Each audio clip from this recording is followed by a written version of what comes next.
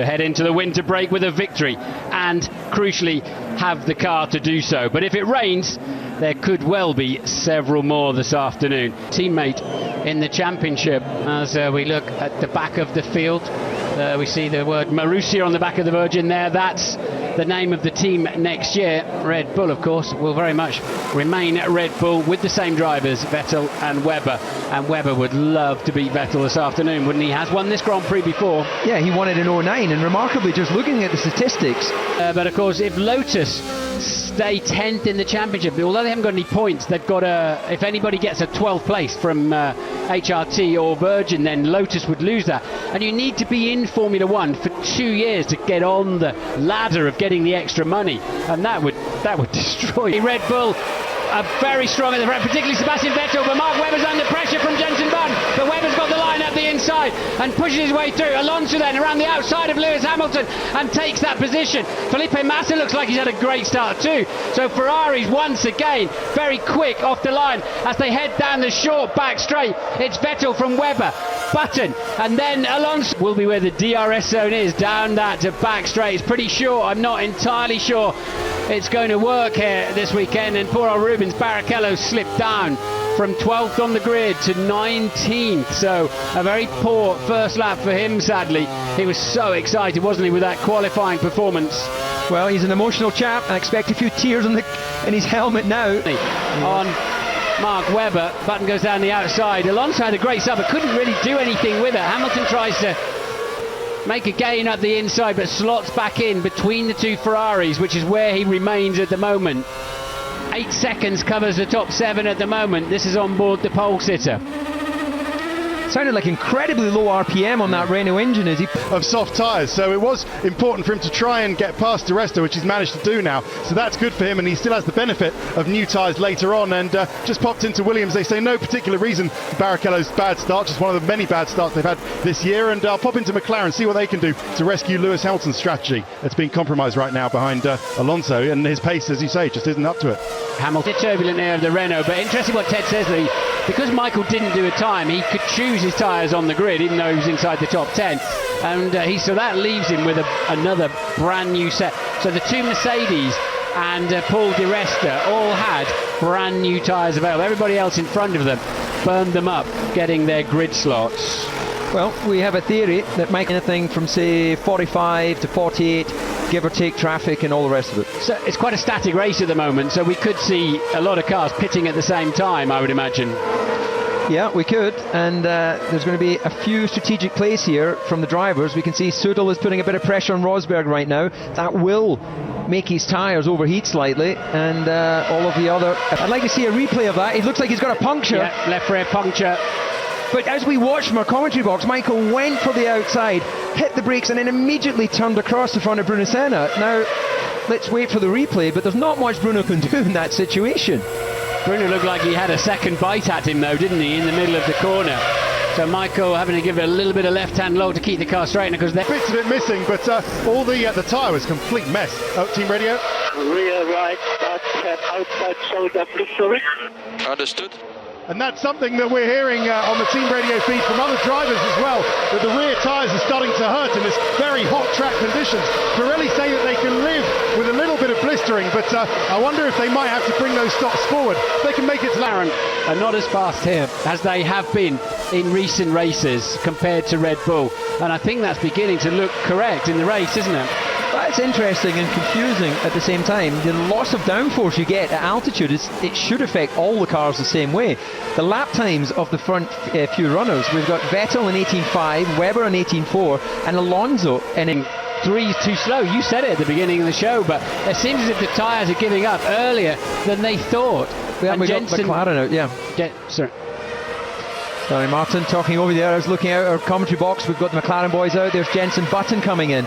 So the briefing was expect 2. The reality is right now, it looks like we're on for 3 stops this afternoon. Is that another set of the option? Meet with some senior engineers in the morning. They give us the benefit of all of their experience through Friday and Saturday practice.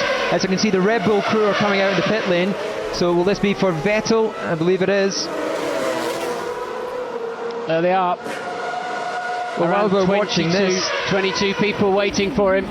Pretty scary driving at a garage of men's face. They can't seem to catch the Ferrari at the moment. It seems to me as if the McLarens are hurting their rear tyres this afternoon. Yeah, I can't understand why that would be on this track. It's not many corners. We've got 15 corners. Only really 7 or 8 of them are putting any load into the car. Senna's drive-through penalty then. One unhappy Brazilian. Tyres, of course, on the Toro Rosso at this time. So this is Vettel then catching Massa, who's yet to pit, and Massa still doesn't pit. And Vettel then on much fresher set of tyres now, and he didn't look too slow down the straight that time, did he? Well, he'll be well within the DRS activation point, which is in the middle of turn 2. There's the line, so he'll know, and he gets anywhere round. There you go. He can now open his rear wing. Webber, so even though Mark had a quicker pit stop than Vettel and a quicker out lap, he was really penalised by that slow in lap. So either traffic or an error then. We didn't see anything, did we? And nope.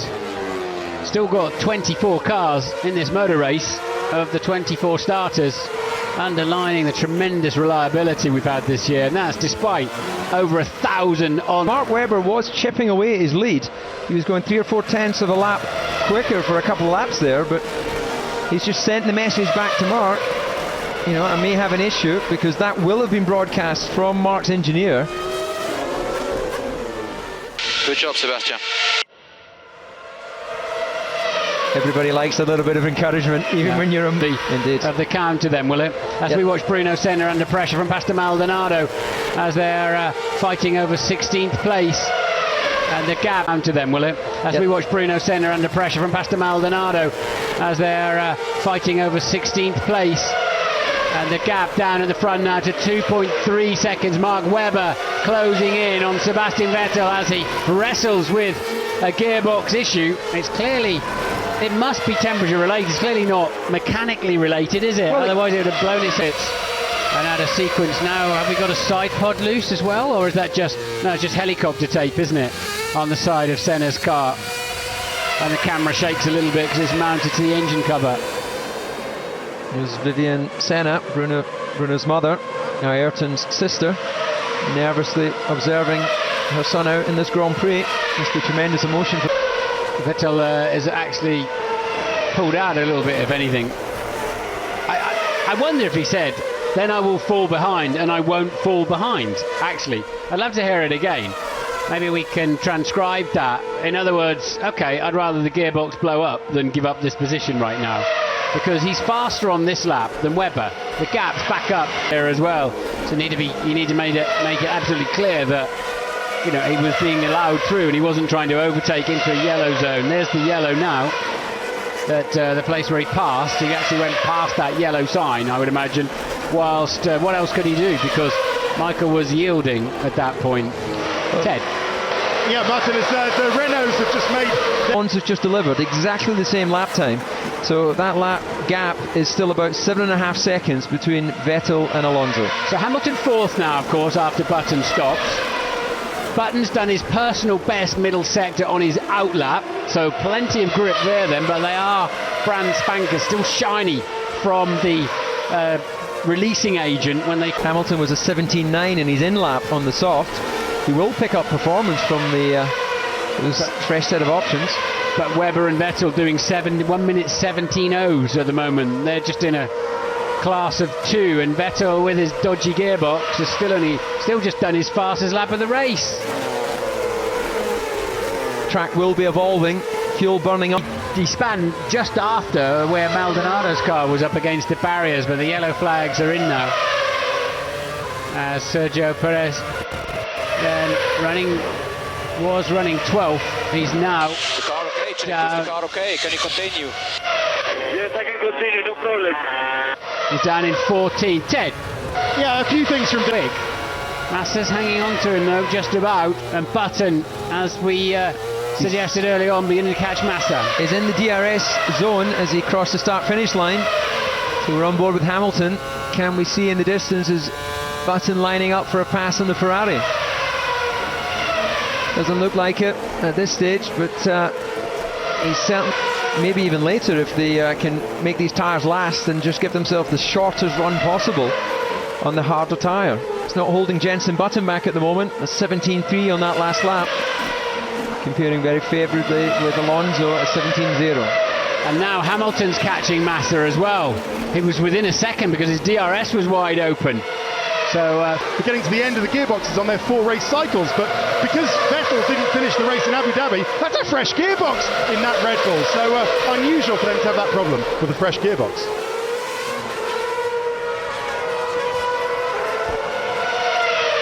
Lap 42, we are just beginning. Hamilton's flying in the first sector. And has got the harder tyre on. He needs to keep within 20 seconds of the Red Bulls, which he isn't doing at the moment, to be able to use that strategy. But he is in the hunt for Alonso. Yeah. Third place is on the cards for Jenson Button. Let's transport the fans into the crash helmet as we've Pastor Maldonado, we know, spun out of the race. Now we've lost Maldonado and Glock now, but these two are close, if you remember.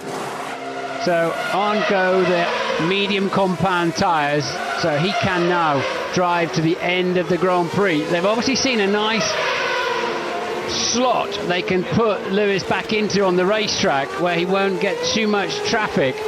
And let's have a look and see where that might be. There's a bit of... Sebastian, we have a serious gearbox problem. You need to do everything you can to save the car, short shift and save the car. The objective is to stay in front of Alonso. That's because he's getting that call because he just did his fastest lap of the Grand Prix and he's beginning to close the gap back to Webber. And Rocky saying to him, look, you're not going to finish if you don't slow down. He's got 8.8 seconds back to Webber Gubbins that is actually changing the gears. You can't damage your own gearbox anymore in Formula One. It's luck of the draw as we watch Adrian Sutil then is beginning to catch Nico Rosberg. He really is going well for Force India. Is Adrian Sutil. Ted? Yeah, so Lewis Hamilton's off and on and sometimes miserable season comes to a fairly... From both of them. Nico Rosberg, the last couple of races, since he got his contract signed, has been really aggressive and racy, which is exactly what the Mercedes team will want to see. He showed Michael Schumacher what he thought of his pass in Abu Dhabi at the last race. As once again, Sutil here lines himself up. He'll go right the circumference, so it has to reset the system. That's the only reason normally the red light would come on, because you're obliged to run your wet light, your rain light, when you change tyres. So is he making adjustments in the cockpit to try and slow down that shift, which is exactly what you would try and do in the wet when you're getting lots of wheel spin? You know, you don't want to be shifting with high wheel slip. But it's not going to work. Webber is pretty much cemented as it stands now in 4th place in the Drivers' Championship. He would need Button and Alonso not to finish to get anywhere close to be finishing second. Webber leads by 6.7 seconds then on lap 54.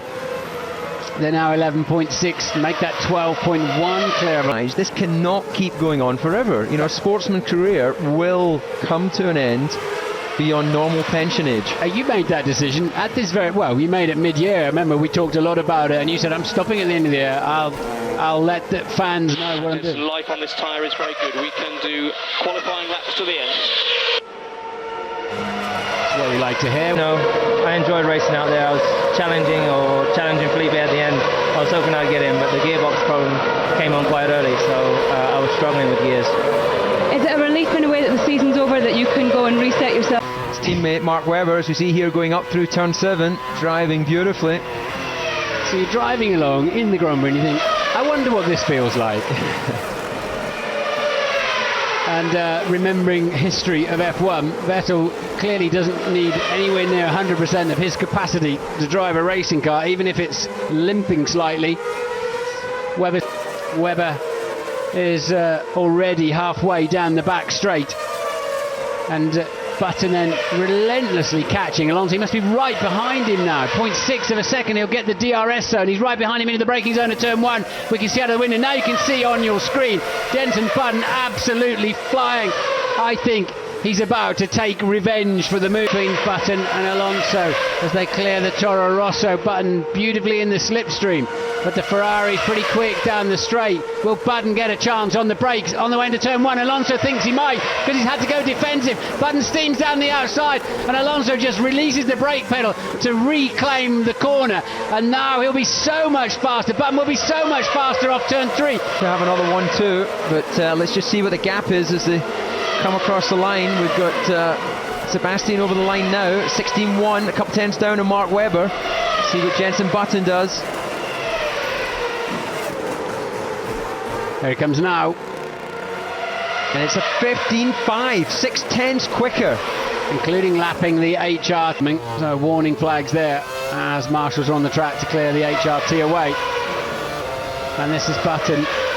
He's a tenth quicker in the first sector, 7 tenths quicker in the second sector, so 8 tenths up on the lap so far. He's going to run out of laps, isn't he? Because presumably Vettel can just turn it back on. So this is all about, can Button break Vettel's gearbox, isn't it?